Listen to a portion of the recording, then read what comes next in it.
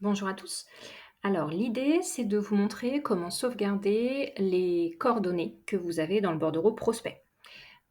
Au niveau régional, on s'occupe de sauvegarder les données de tous les bordereaux d'offres et les contacts pro, ainsi qu'organismes entreprises. Mais on ne peut pas sauvegarder les données qui sont dans le bordereau prospect parce qu'ils sont propres à chaque structure. C'est-à-dire chacun a ses prospects et clients et je n'ai pas le droit, par exemple moi, Oise Tourisme, de sauvegarder ce bordereau prospect-là pour chacun de vos offices.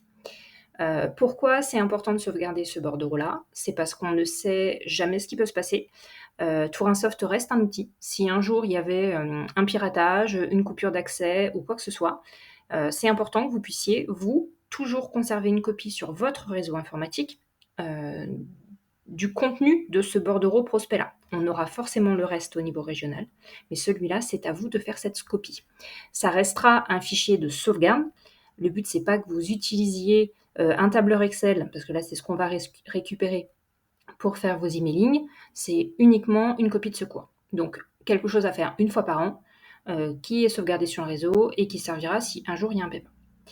Comment faire ça? Je me suis mis sur la structure de l'Office de tourisme de Pays d'Oise et d'Alat. Quand vous commencez ça, vous partez d'un panier qui est vide. Là, j'ai fait la manip, sauf que mettre 11 000 contacts dans un panier, ça prend du temps. Donc, je les ai laissés, mais la première étape, c'est de vérifier que votre panier est vide. Vous cliquez dessus, si jamais ce n'est pas le cas,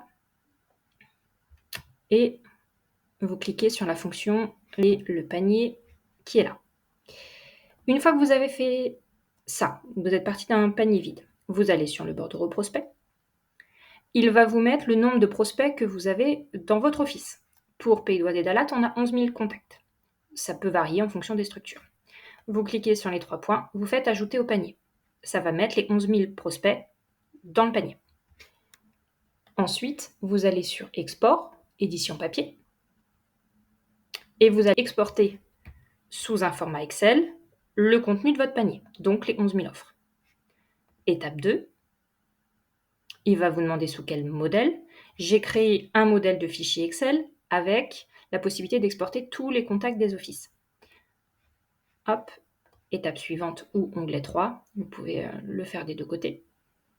Vous mettez un petit nom, test sauvegarde POH, et vous exportez.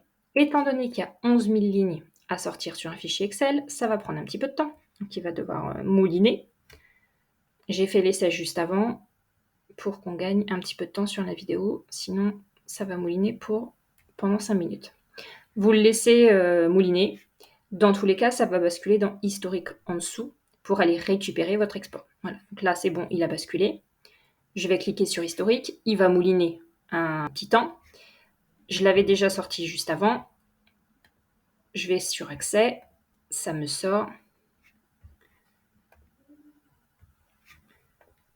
une base de données. S'il y a des civilités, nom, prénom, raisons sociales, etc. qui sont renseignées, ça sera marqué. L'email, le téléphone.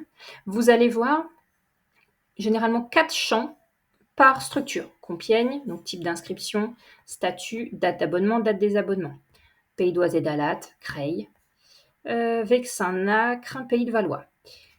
Par défaut, là, c'est vos coordonnées de prospect. Si vous avez de la newsletter grand public avec le SIM, vous avez ces champs-là qui seront remplis.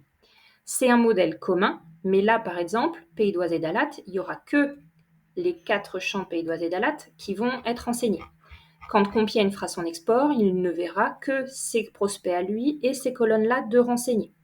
Là, j'ai des contacts qui ne sont abonnés à aucune newsletter, mais là, j'en ai un qui est abonné.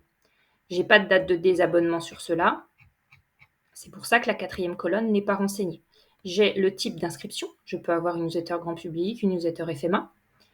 J'ai le statut inscrit ou non inscrit, date d'abonnement, date de désabonnement. Vous gardez ce fichier-là brut et il servira si un jour il y avait besoin de transférer la base, soit dans un autre outil, soit un jour si vous utilisiez un autre logiciel, etc. C'est une copie de sauvegarde. Vous enregistrez donc cette partie-là, vous videz votre panier une fois que vous avez terminé votre export pour ne pas les laisser et faire un export par la suite sur autre chose et les avoir encore dans votre panier. C'est inutile et en plus ça alourdit parce qu'il y en a 11 000. et voilà, vous avez terminé. Donc c'est une manip qui va vous prendre 5 clics et qu'il faudra faire une fois par an. Je laisserai le tuto enfin, le vidéo dans toute la playlist de tutos comme ça, et je vous ferai un petit mémo chaque année pour penser à le faire. Bonne journée!